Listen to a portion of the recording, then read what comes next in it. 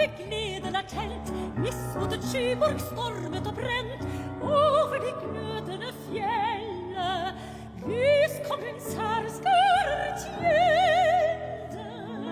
Oppe, oppe fuglelund, oppe barnemunn, oppe mitt håp med solen, oppe mitt håp med solen, oppe fuglelund, oppe barnemunn, fuglelund, barnemunn, fuglelund, barnemunn, oppe mitt håp med solen.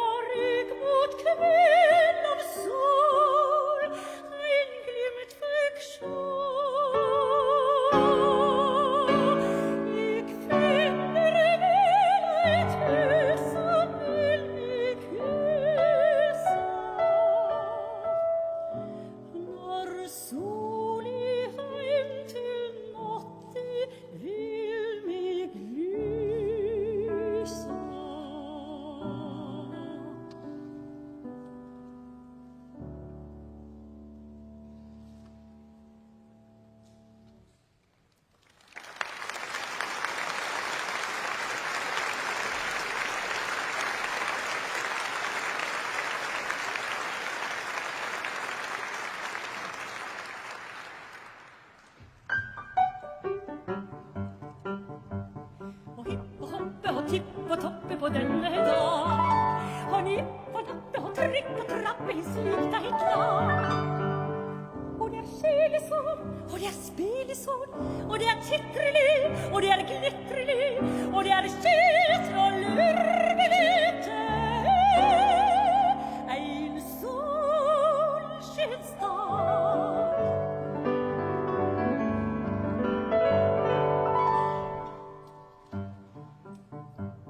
Og nupp i nakken og stup i bakken og tipp og tå. Og rekk i ringen og snupp i svingen og hopp i hå. Og det er sleikesål, og det er leikesål, og det er stevelig, og det er glivelig, og det er kvitter og mesjeglitter.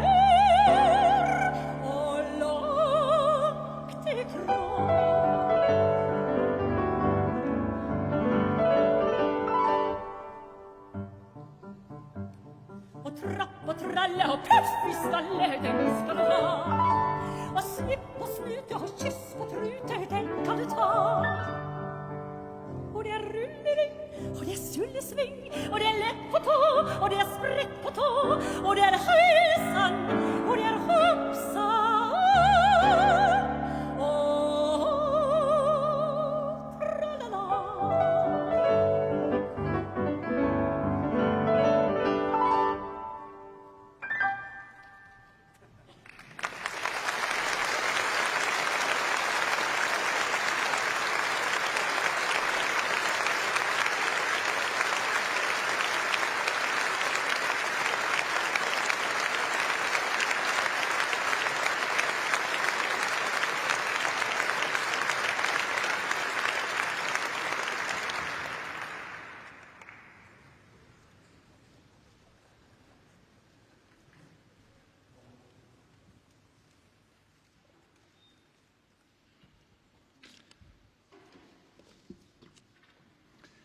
Your Majesties, Mr. President, Nobel Peace Laureate, Your Royal Highnesses, Excellencies, ladies and gentlemen.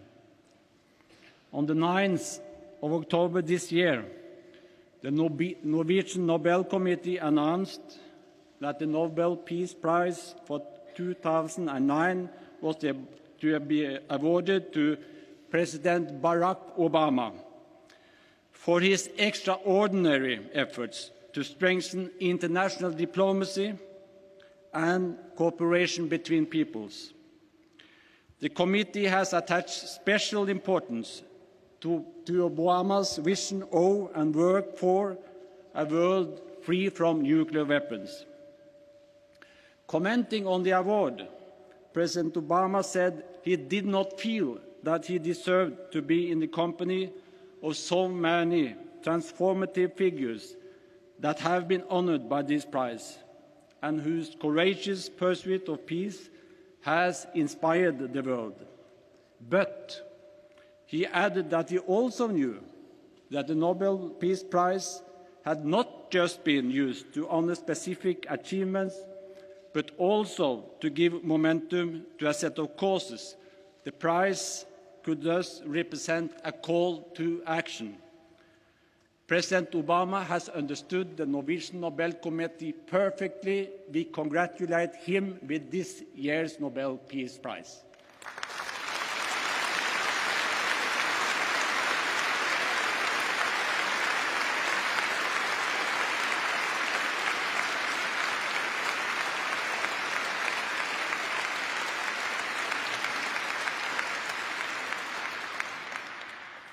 This year's award must be viewed in the light of the prevailing situation in the world, with great tension, numerous wars, unresolved conflicts, and confrontation on many fronts of the world.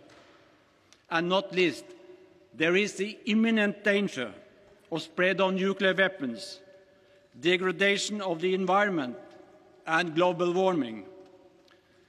Time magazine recently described the decade that is coming to an end as the worst since the Second World War. From the very first moment of his presidency, President Obama has been trying to create a cooperative climate which can reverse this trend. He has already lowered the temperature in the world, in the words of former Peace Prize laureate Desmond Tutu. The committee always takes Alfred Nobel's will as its frame of reference.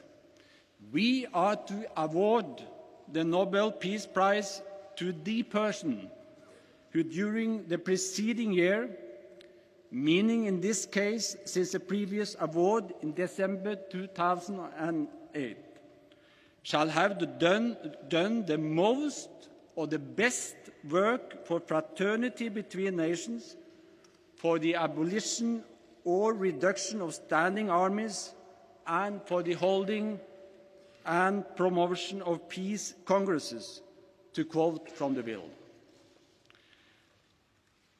The question was actually quite simple. Who has done most for peace in the world the past year?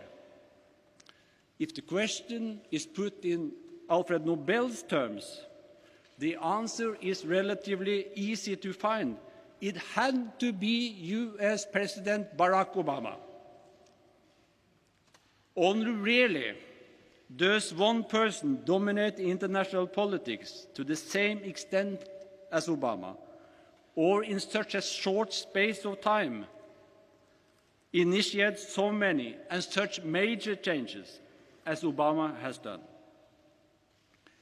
The question for the committee was rather whether it would be bold enough to single out the most powerful man in the world with the responsibility and the obligations that come with the office of the President of the United States. The committee came to the conclusion that it must still be possible to award the Nobel Peace Prize to a political leader. We cannot get the world on a safer track without political leadership. And time is short. Many have argued that the prize comes too early. But history can tell us a great deal about lost opportunities. It is now, today, we have the opportunity to support President Obama's ideas. This year's prize is indeed a call to action for all of us.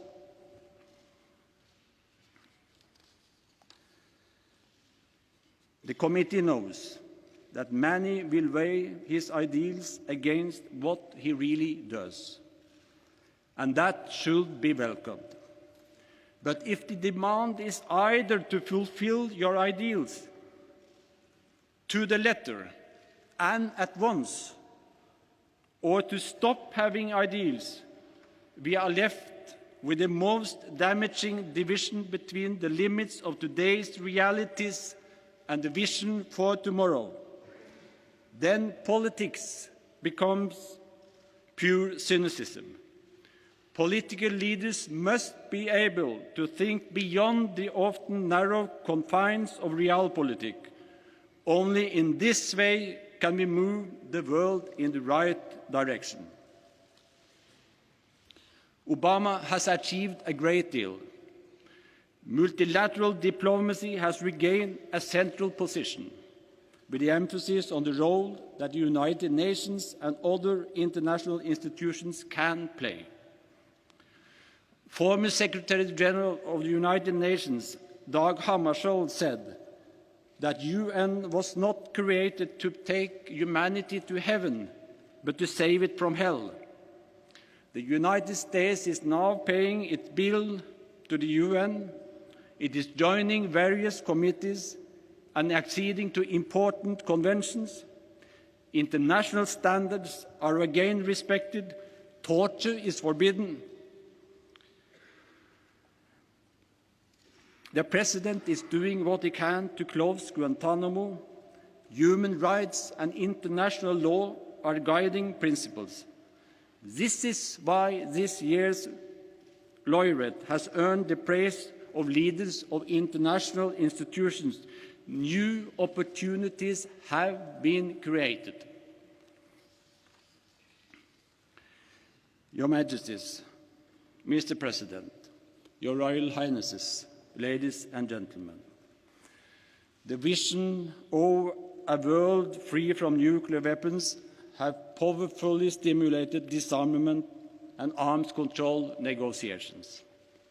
Under Obama's leadership, the United Nations Security Council gave its unanimous support to the vision of a world without nuclear weapons. The new administration in Washington has reconsidered the deployment in Eastern Europe of the planned anti-missile defenses and is instead looking at other multilateral options to secure the region. This has contributed to an improved atmosphere in the negotiations of strategic nuclear weapons between the United States and the Russian Federation. A new agreement between them will, we hope, soon be on the table. We can see how the vision of a world without nuclear weapons is encouraging even the smaller nuclear powers to make cuts. And we can certainly not prevent the spread of nuclear arms to new countries unless the established nuclear powers meet their obligations. That was a clear premise underlying the Non-Proliferation Treaty, and it still applies today. The important Non-Proliferation Treaty Review Conference is being held next year. Either the nuclear powers will clearly signal their willingness to disarm, or the conference may prove a fiasco, with the danger of a new arms race. President Obama has sent his signal.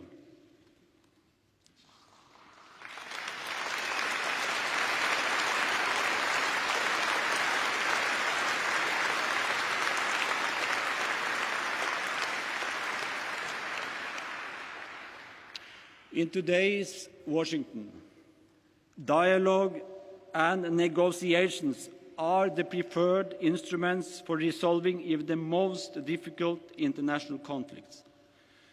The United States is no longer on the sidelines regarding the nuclear program in Iran. As the President put it in his inaugural address, we will extend a hand if you are willing to unclench your fist.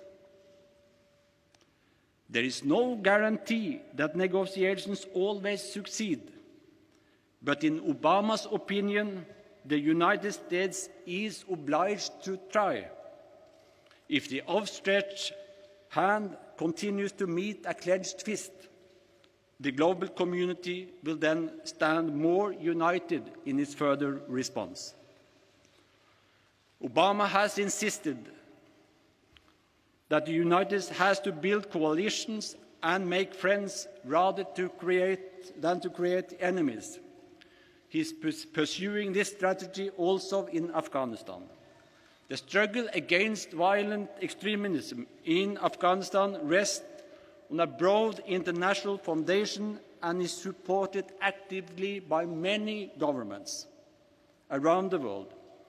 In the long run, however, the problems in Afghanistan can be solved only by the Afghans themselves. This is the basic logic behind the President's new strategy there. Regarding the fight against climate change, we can see the same underlying idea. The United States cannot be indifferent to global challenges, while it cannot solve such challenges alone. Obama has presented concrete proposals for what the United States will do. This has improved chances of reaching an effective global agreement, if not this year, then we hope at least next year. China is steadily moving to the forefront of international politics and the global economy. There has been the sense in America that many of the greatest challenges can only be met in close cooperation with the People's Republic of China. For instance, no country has polluted more than the United States, and no country will pollute more than China in the future.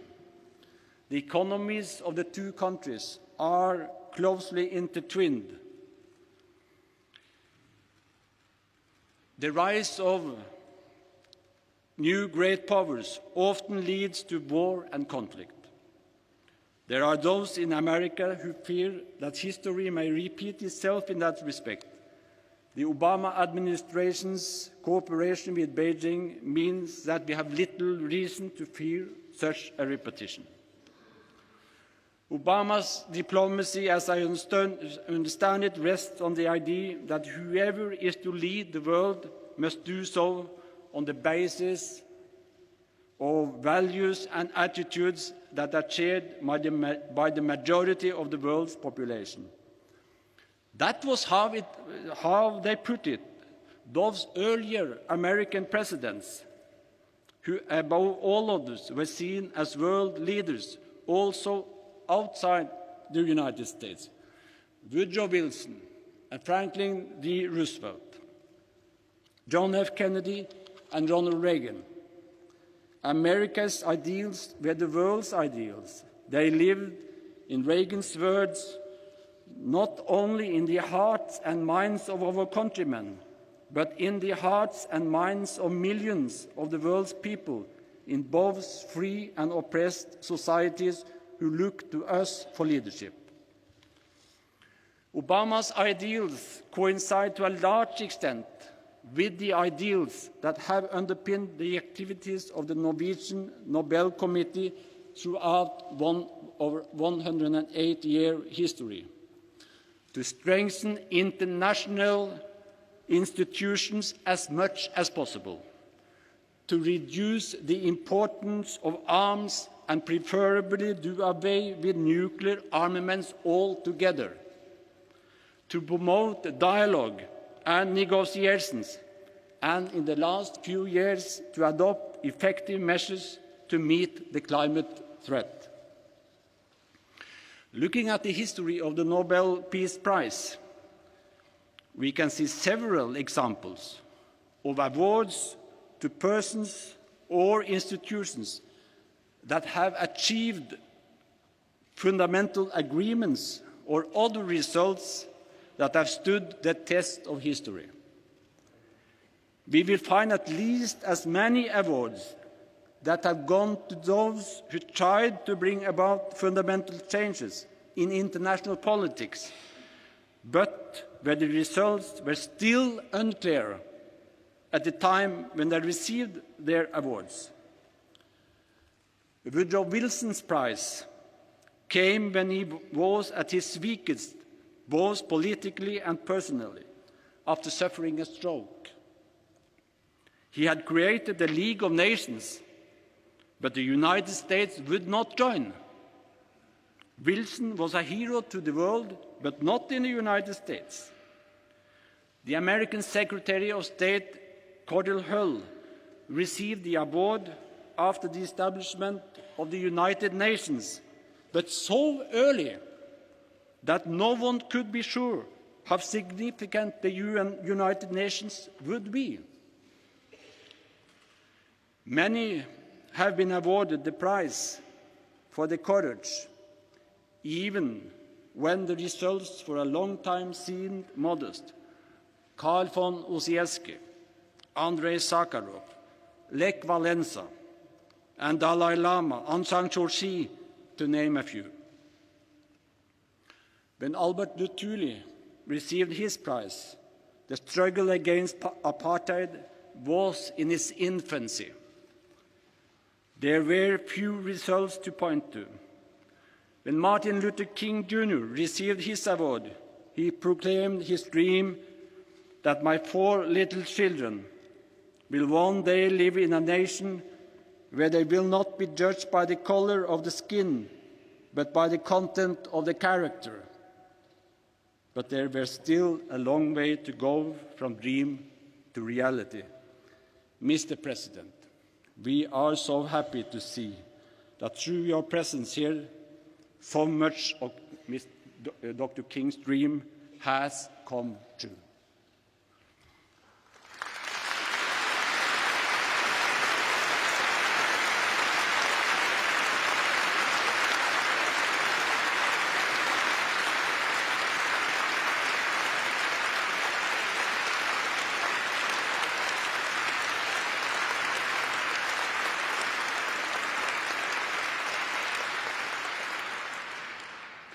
In the Middle East, there have been many wars and many peace prizes have been awarded. Why does the Nobel Committee not wait until final peace agreements have been concluded? Nothing is final in history. It always moves on. Peace must be built again and again. The Norwegian Nobel Committee cannot award a prize when nothing has been achieved. If the principles are important enough, however, and the struggle over them is vital to the future of the world, the committee cannot wait until we are certain that the principles have won on all fronts. That would make the prize a rather belated stamp of approval and not an instrument for peace in the world. Your Majesties, Mr. President, Your Royal Highnesses, ladies and gentlemen, and Mr. President, in both the First and the Second World War, your great country came to Europe's rescue. We shall never forget it. After the First World War, Woodrow Wilson sought to build a world founded on international cooperation and democracy. His success was limited. During and after the Second World War, Franklin Roosevelt and Harry Truman took initiatives to create the United Nations and other global institutions. The lesson was that the power of nation-states could not be unlimited. States must commit themselves to international law and universal rights for the individuals. The world moved away from unrestrained nation-states and towards greater internationalism. Today, yet another American president is trying to renew internationalism. He reaffirms that the United States must lead together with others. Walls must be torn down, as he put it in his speech in Berlin in July 2008. The walls between old allies on either side of the Atlantic cannot stand. The walls between the countries with the most and those with the least cannot stand. The walls between races and tribes, natives and immigrants, Christians and Muslims and Jews cannot stand. These now are the walls we must tear down. This must surely be Alfred Nobel's fraternity between nations. President Obama is a political leader who understands that even the mightiest are vulnerable when they stand alone. He is a man who believes in the strength of a community, be it the local community where he started his career many years ago, or the global community which he leads today. Obama has the audacity to hope and the tenacity to make these hopes come true. That is what makes him so important. By his own behavior and leadership, he is demanding that we all take our share of responsibility for a global response to global challenges. We congratulate, therefore, this year's laureate, President Barack Obama, on what he has already achieved and wish him every possible success in his continuing efforts for a more peaceful world. May you receive the help you truly deserve. Thank you very much.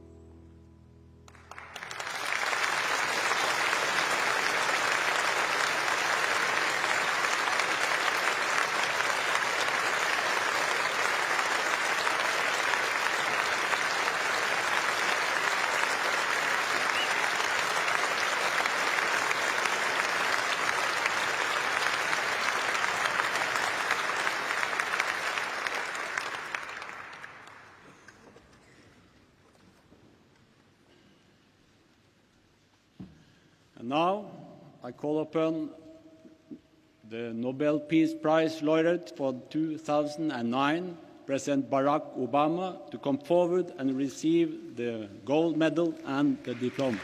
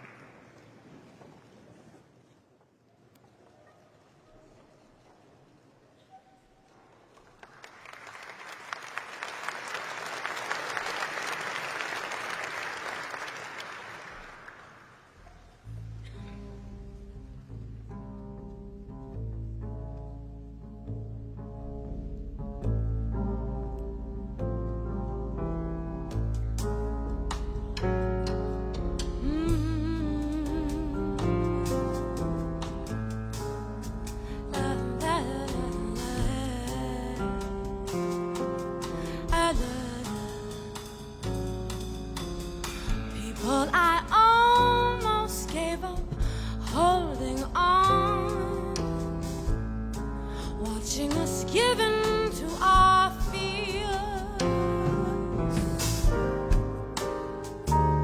I almost believe, almost believe.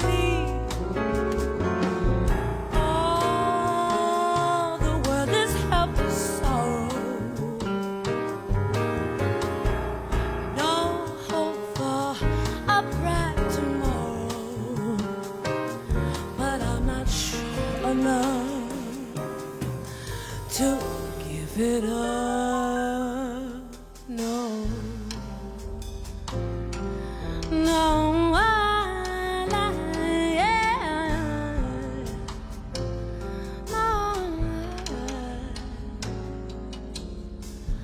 Now as I learn how I must work for change, I nearly cave in from the way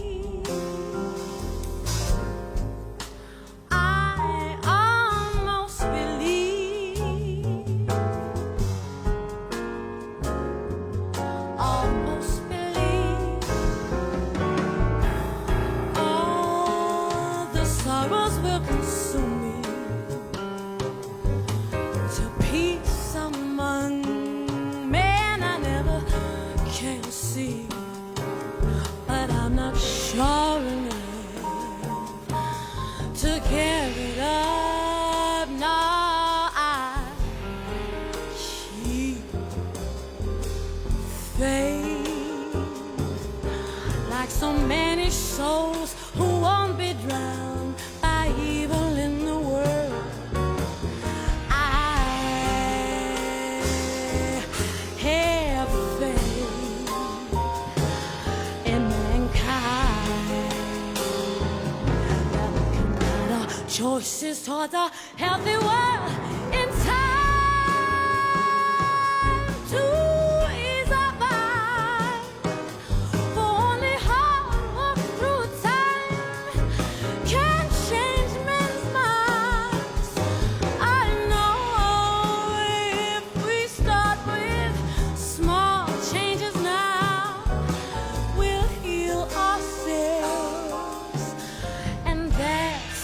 true power.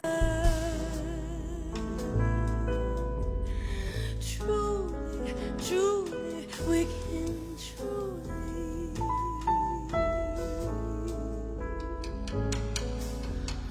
I don't expect to ever taste the fruit my life devoted could bring forth. But I almost believe, well, I do believe the road to peace is endless. The journey with open eyes is how we'll mend this. Of this I'm sure enough, and I won't give up. I'm sure enough, and I won't give up. I'm sure enough, I won't give up.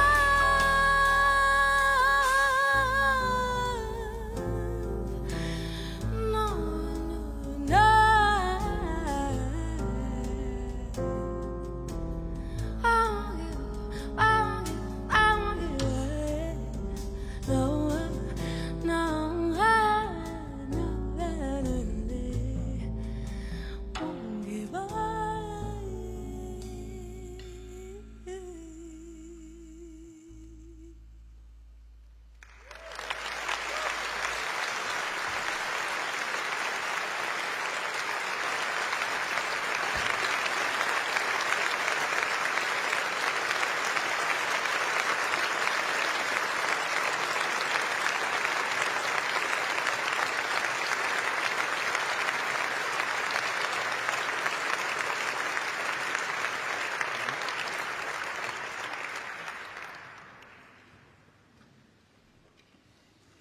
And now, Mr. President, the floor is yours to give your Nobel lecture.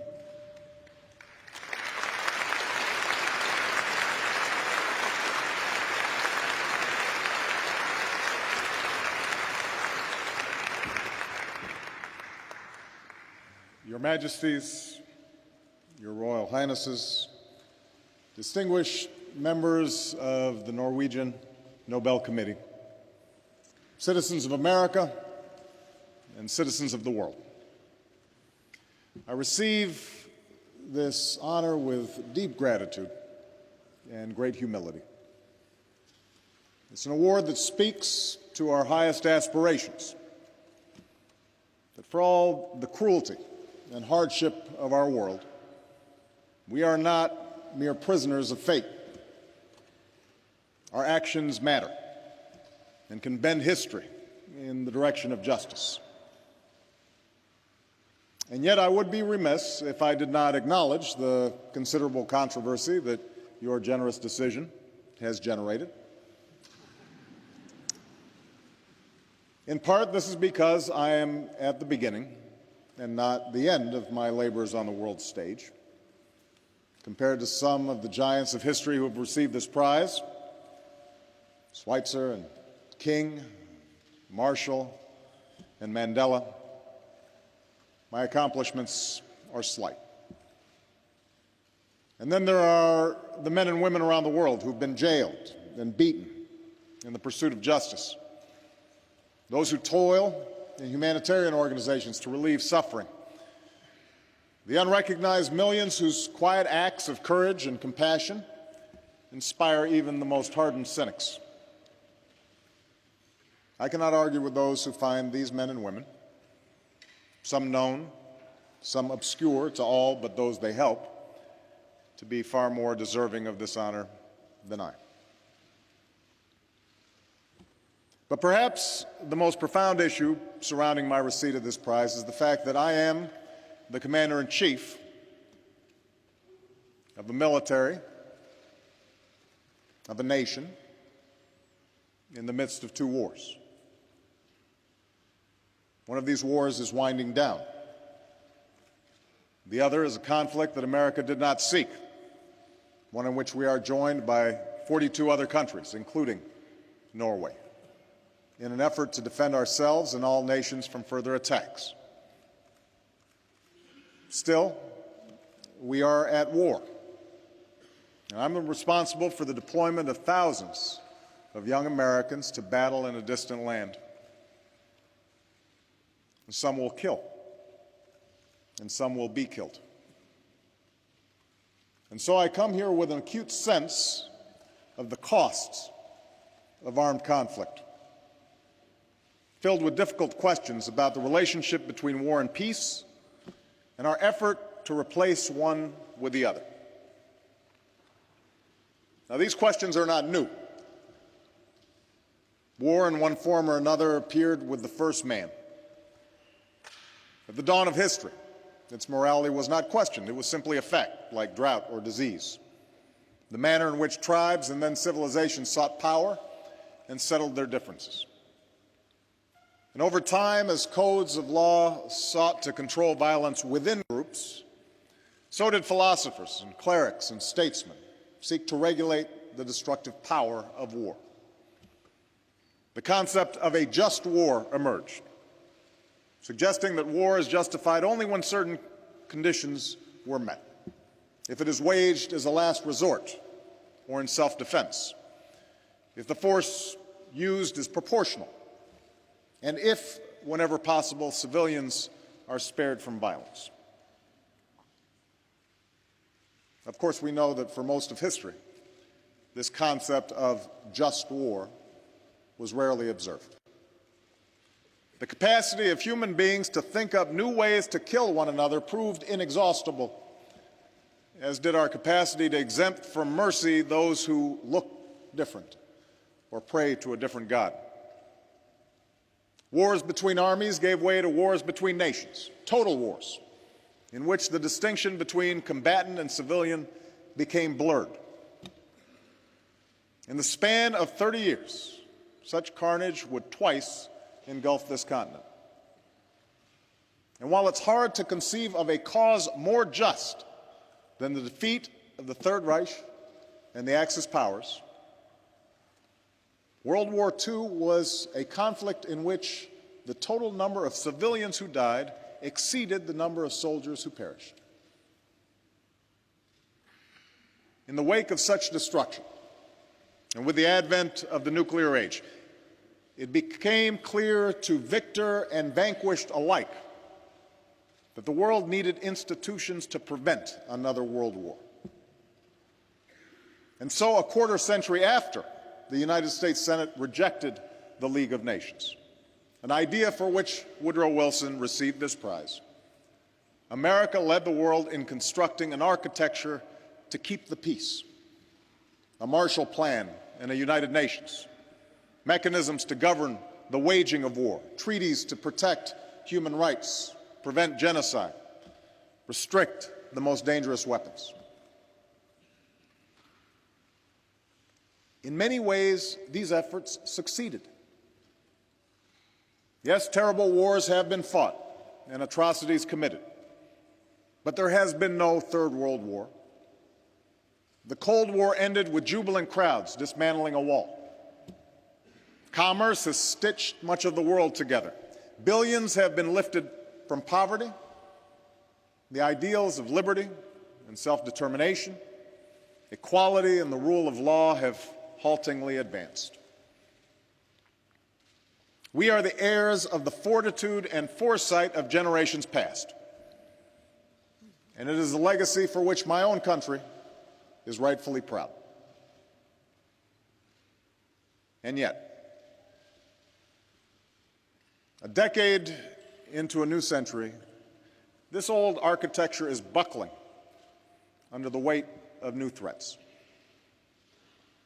The world may no longer shudder at the prospect of war between two nuclear superpowers, but proliferation may increase the risk of catastrophe.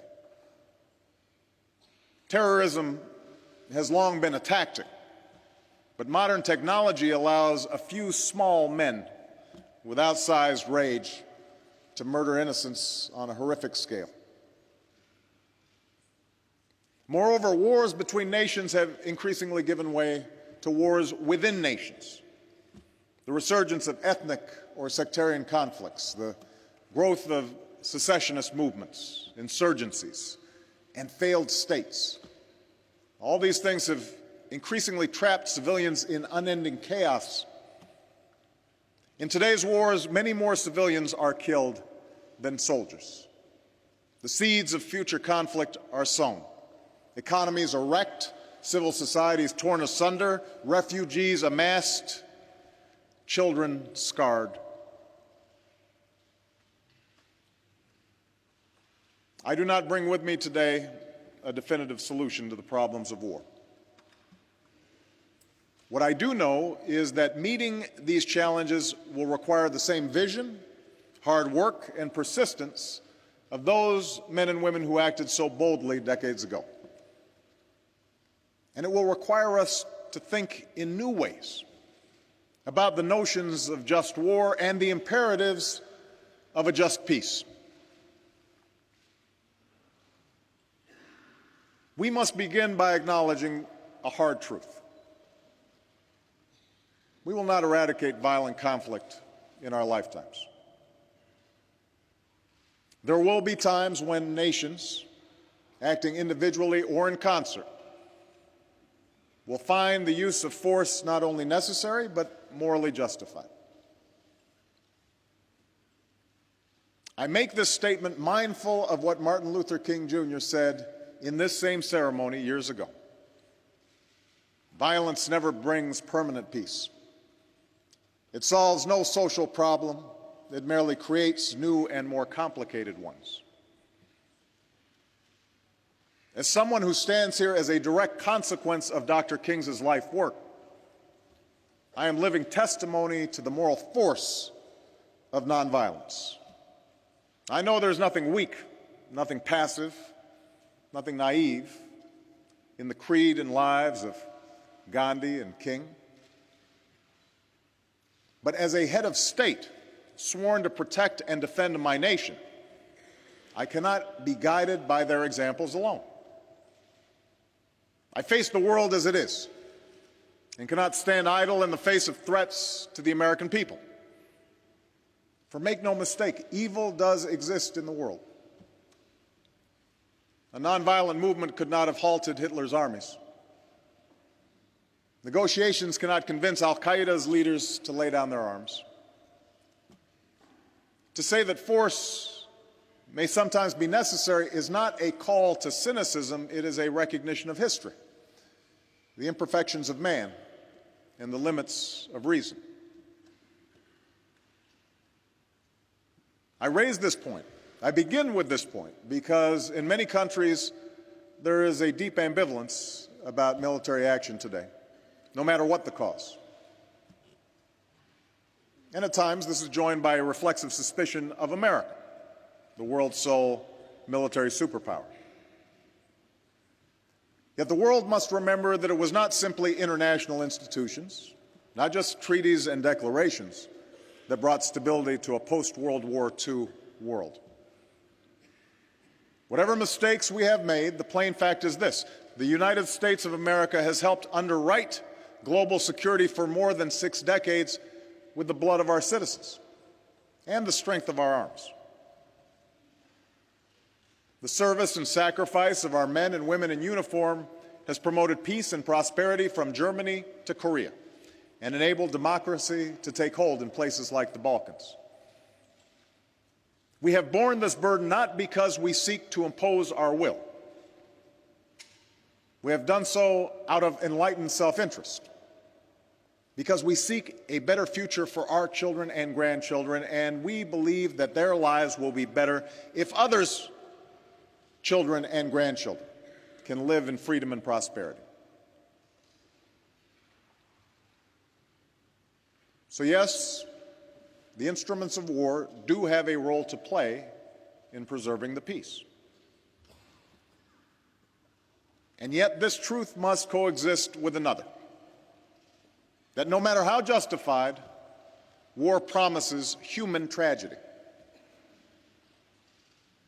The soldier's courage and sacrifice is full of glory expressing devotion to country, to cause, to comrades in arms.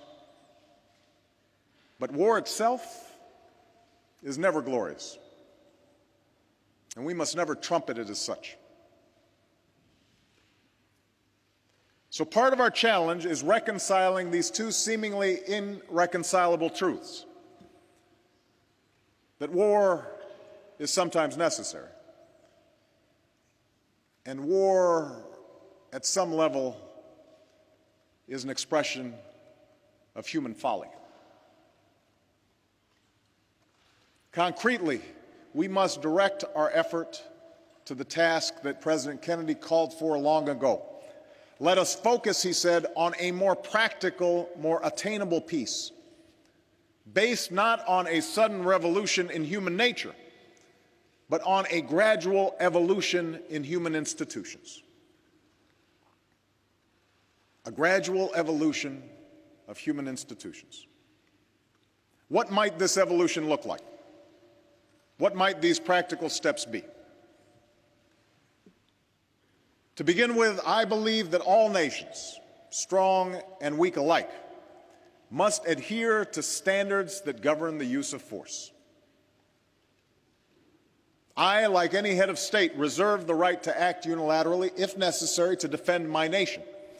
Nevertheless, I am convinced that adhering to standards, international standards, strengthens those who do, and isolates and weakens those who don't.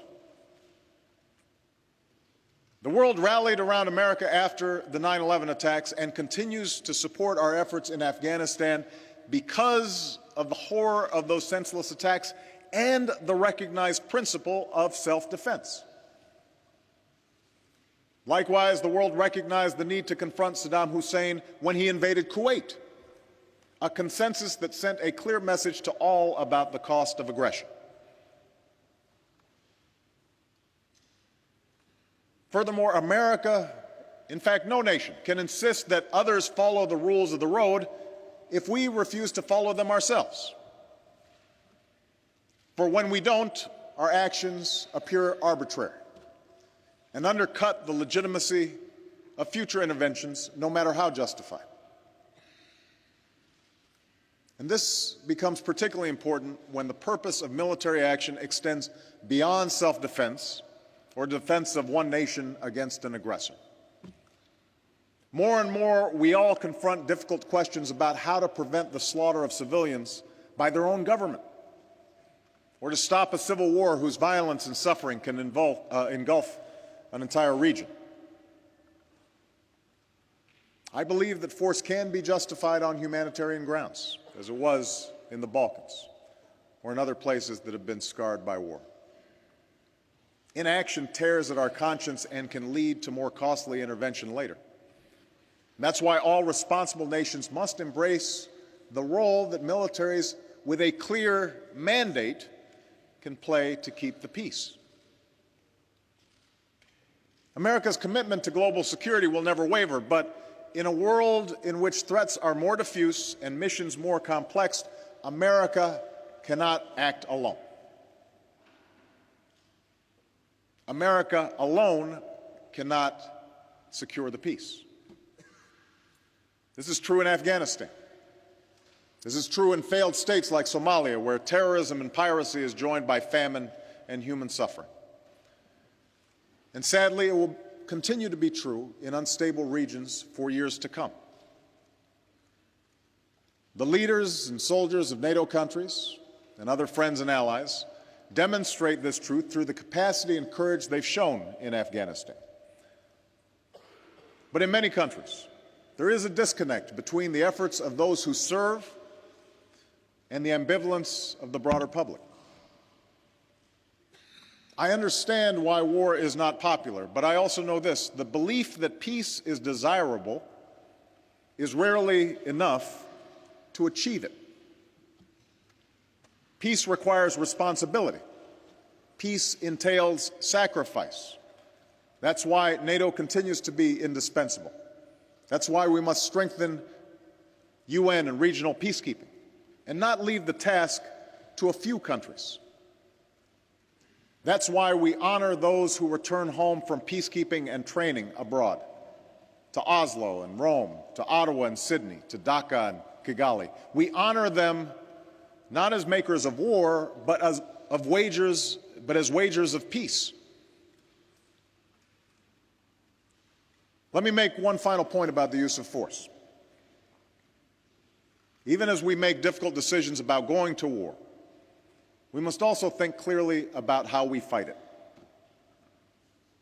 The Nobel Committee recognized this truth in awarding its first prize for peace to Henry Dunant, the founder of the Red Cross and a driving force behind the Geneva Conventions.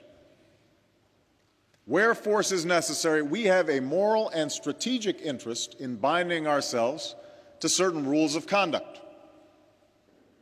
And even as we confront a vicious adversary that abides by no rules, I believe the United States of America must remain a standard bearer in the conduct of war. That is what makes us different from those whom we fight. That is a source of our strength. That is why I prohibited torture. That is why I ordered the prison at Guantanamo Bay closed.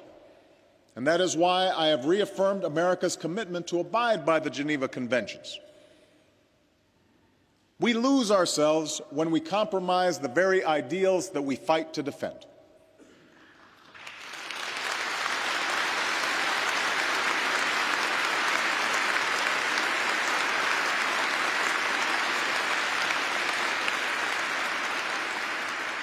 And we honor those ideals by upholding them, not when it's easy, but when it is hard.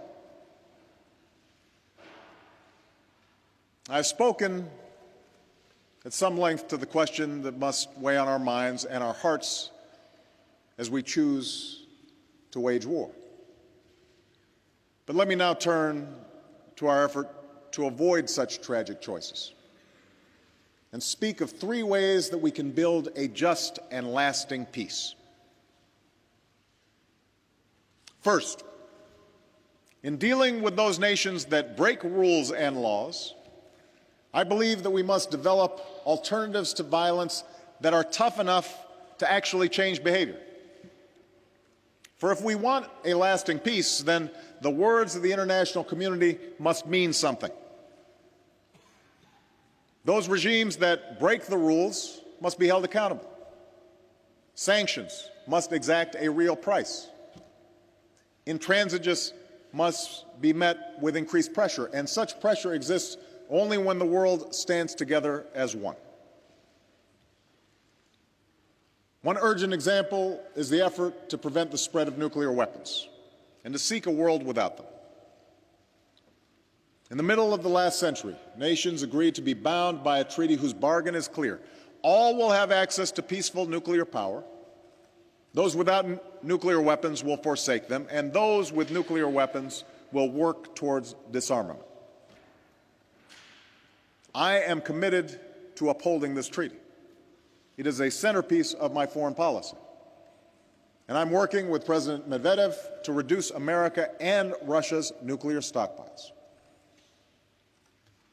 But it's also incumbent upon all of us to insist that nations like Iran and North Korea do not game the system.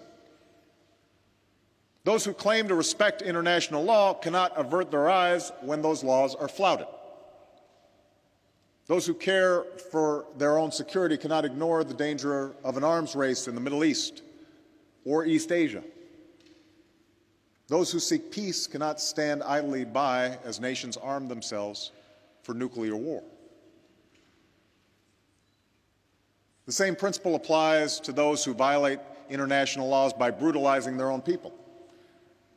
When there is genocide in Darfur, systematic rape in Congo, repression in Burma, there must be consequences.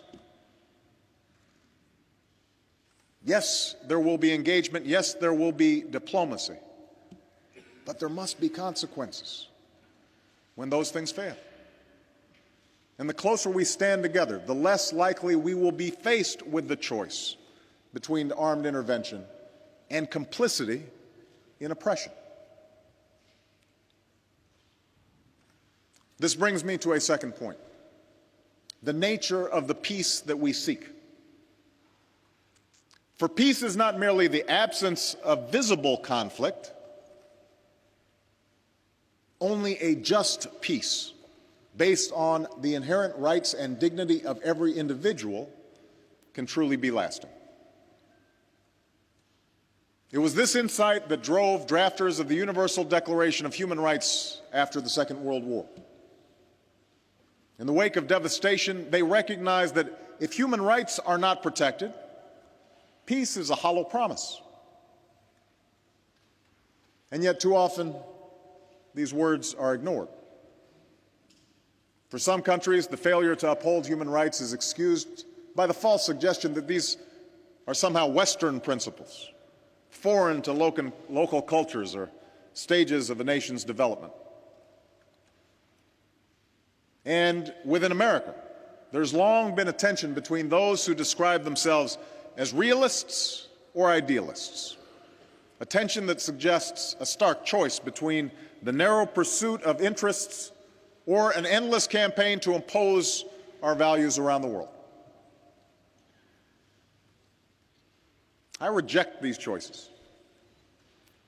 I believe that peace is unstable where citizens are denied the right to speak freely or worship as they please, choose their own leaders, or assemble without fear. Pent-up grievances fester, and the suppression of tribal and religious identity can lead to violence. We also know that the opposite is true. Only when Europe became free did it finally find peace. America has never fought a war against a democracy, and our closest friends are governments that protect the rights of their citizens. No matter how callously defined, neither America's interests nor the world's are served by the denial of human aspirations. So even as we respect the unique culture and traditions of different countries, America will always be a voice for those aspirations that are universal. We will bear witness to the quiet dignity of reformers like Aung San Suu Kyi, to the bravery of Zimbabweans who cast their ballots in the face of beatings, to the hundreds of thousands who have marched silently through the streets of Iran. It is telling that the leaders of these governments fear the aspirations of their own people more than the power of any other nation. And it is the responsibility of all free people and free nations to make clear that these movements of hope and history, they have us on their side. Let me also say this: the promotion of human rights cannot be about exhortation alone.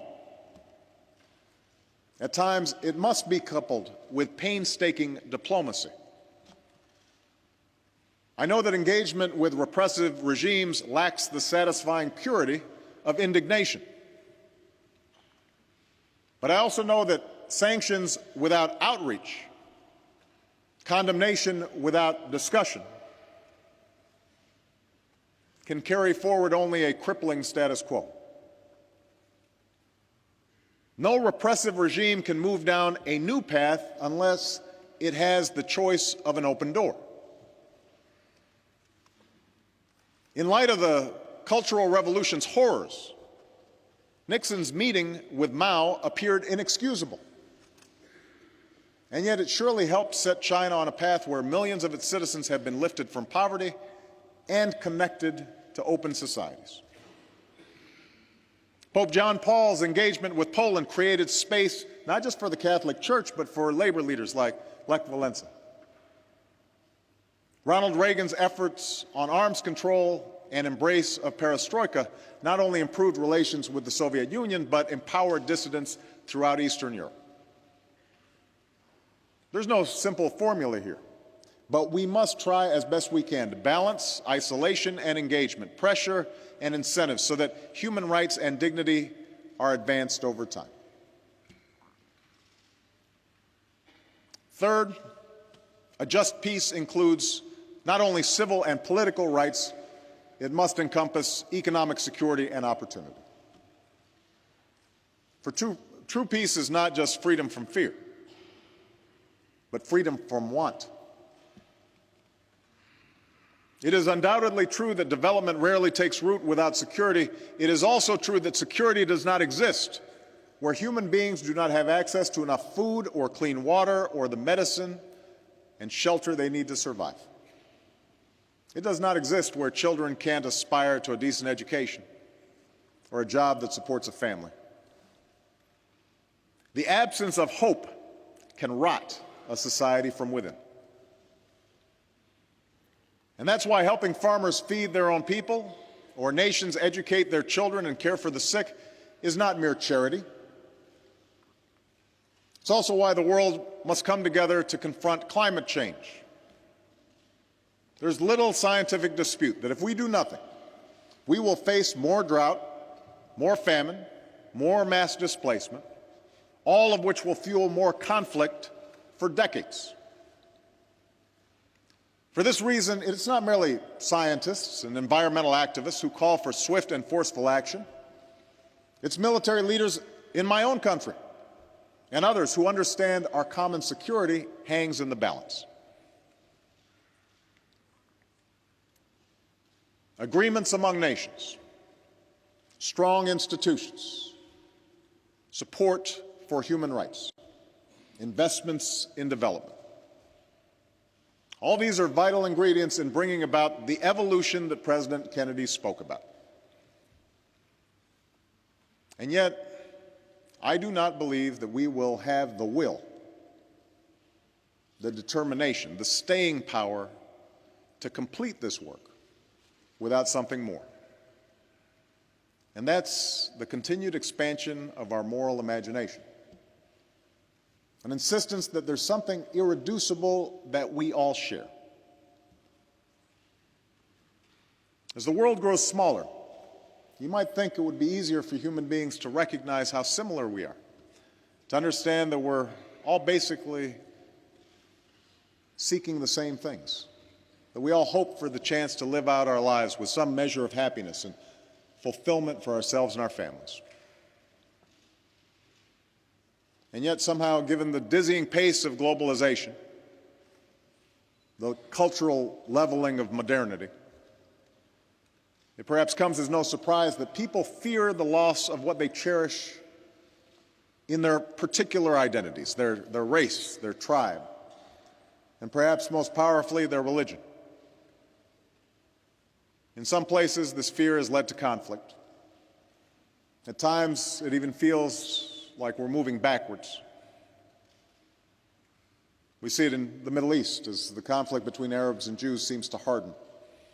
We see it in nations that are torn asunder by tribal lines. And most dangerously, we see it in the way that religion is used to justify the murder of innocents by those who have distorted and defiled the great religion of Islam and who attacked my country from Afghanistan. These extremists are not the first to kill in the name of God. The cruelties of the Crusades are amply recorded. But they remind us that no holy war can ever be a just war. For if you truly believe that you are carrying out divine will, then there is no need for restraint, no need to spare the pregnant mother, or the medic, or the Red Cross worker, or even a person of one's own faith. Such a warped view of religion is not just incompatible with the concept of peace, but I believe it's incompatible with the very purpose of faith. For the one rule that lies at the heart of every major religion is that we do unto others as we would have them do unto us. Adhering to this law of love has always been the core struggle of human nature. For we are fallible. We make mistakes and fall victim to the temptations of pride and power and sometimes evil. Even those of us with the best of intentions will at times fail to right the wrongs before us. But we do not have to think that human nature is perfect for us to still believe that the human condition can be perfected. We do not have to live in an idealized world to still reach for those ideals that will make it a better place. The nonviolence practiced by men like Gandhi and King may not have been practical or possible in every circumstance, but the love that they preached, their fundamental faith in human progress, that must always be the North Star that guides us on our journey. For if we lose that faith, if we dismiss it as silly or naive, if we divorce it from the decisions that we make on issues of war and peace, then we lose what's best about humanity. We lose our sense of possibility. We lose our moral compass. Like generations have before us, we must reject that future. As Dr. King said at this occasion so many years ago, I refuse to accept despair as the final response to the ambiguities of history. I refuse to accept the idea that the isness of man's present condition makes him morally incapable of reaching up for the eternal oughtness that forever confronts him. Let us reach for the world that ought to be, that spark of the divine that still steers within each of our souls.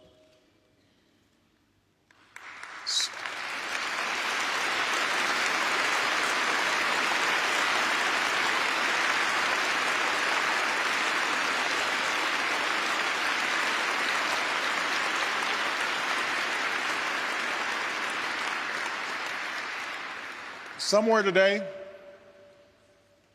in the here and now, in the world as it is, a soldier sees he's outgunned but stands firm to keep the peace. Somewhere today, in this world, a young protester awaits the brutality of her government but has the courage to march on.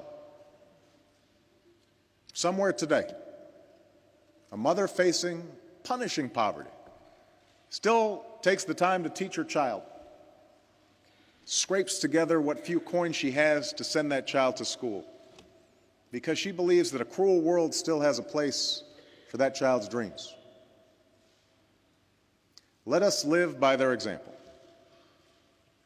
We can acknowledge that oppression will always be with us and still strive for justice.